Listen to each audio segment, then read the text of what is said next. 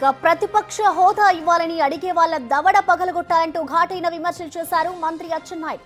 సభకు హాజరు కాకపోతే అనర్హత వేటు అంశంపై స్పీకర్ నిర్ణయం తీసుకుంటారని అచ్చెన్నాయుడు చెప్పారు.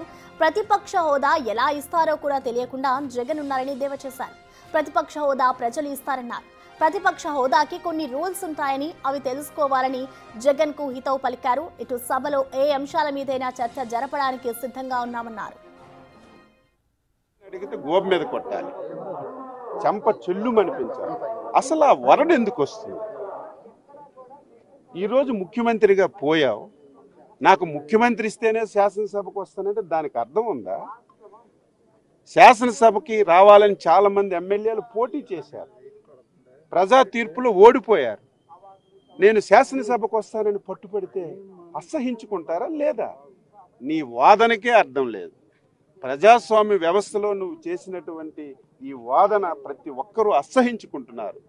ఈరోజు నీకు ఒక శాసనసభ్యుడిగా నీకు అవకాశం వచ్చింది, నువ్వు రా.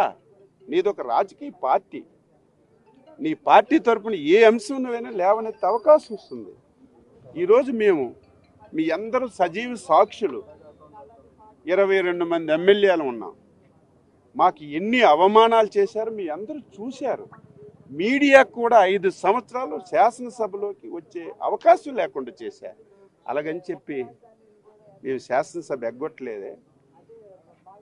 ప్రజాస్వామ్య వ్యవస్థలో రాజకీయ పార్టీ అంటే అధికారం ఉంటే పరిపాలన చేస్తామంటే అది రాజకీయ పార్టీ కాదు. అధికారం ఉన్న, ప్రతిపక్షంలో ఉన్న, నిరంతరం ప్రజల పక్షాన పనిచేసినటువంటి పార్టీయే అదొక రాజకీయ పార్టీ.